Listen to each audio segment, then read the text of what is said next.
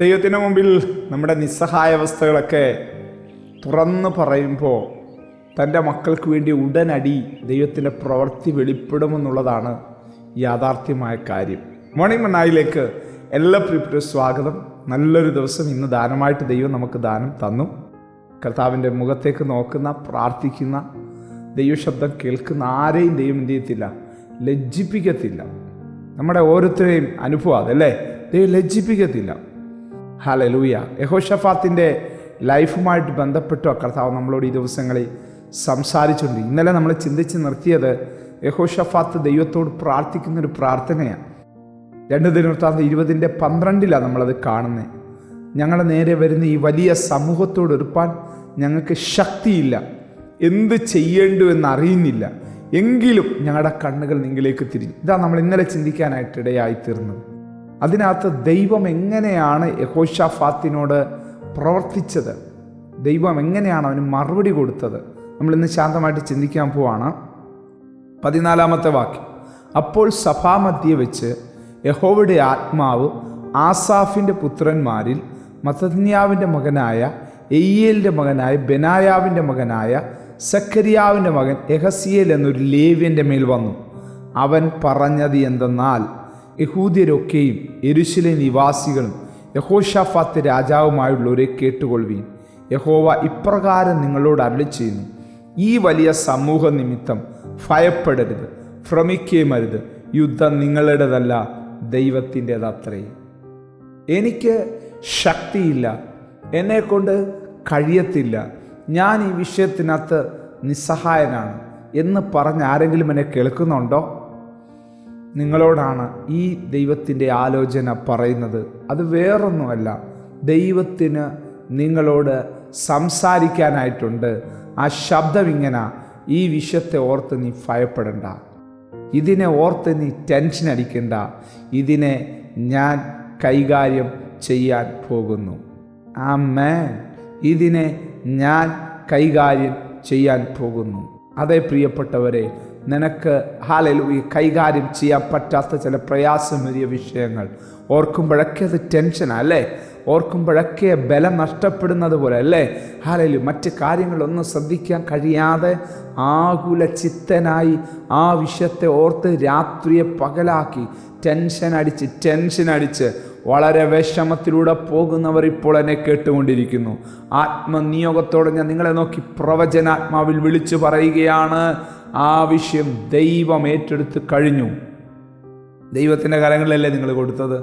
നോക്കിയേ, ഉടനടിയാണ് ദൈവത്തിൻ്റെ പ്രവൃത്തി അവിടെ വെളിപ്പെടുന്നത്. വളരെ വേഗത്തിലാണ് അവിടെ ദൈവത്തിൻ്റെ ഇടപെടൽ കാണുന്നത്. നോക്കിയേ, ആ യഹസിയേൽ, ഞാൻ ബൈബിളിൽ നോക്കി, അവൻ്റെ പേര് പിന്നെ എവിടെയും കാണാനില്ല.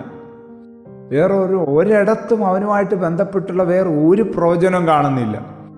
ഒറ്റ പ്രവചനെ പറഞ്ഞുള്ളെങ്കിലും അത് ജനത്തിൻ്റെ ഇടയിൽ സ്വാധീനം ചെലുത്തുന്നതാണെങ്കിൽ ഭയങ്കരമായ ദൈവപ്രവൃത്തി എന്ത് ചെയ്യും, കൊണ്ടുവരാനിടയായിത്തീരും. നോക്കിയേ, ഇവിടെ നമ്മൾ കാണുന്നത് ഒരൊറ്റ പ്രവചനം, അത് രാജ്യം മുഴുവൻ എന്ത് ചെയ്തു, വളരെ സ്വാധീനിക്കാനായിട്ടിടയായിത്തീർന്നു. രാജ്യം മുഴുവനും എന്ത് ചെയ്തു, ഹല്ലേലൂയ, പ്രകമ്പനം കൊള്ളിക്കാനിടയായിത്തീർന്നു.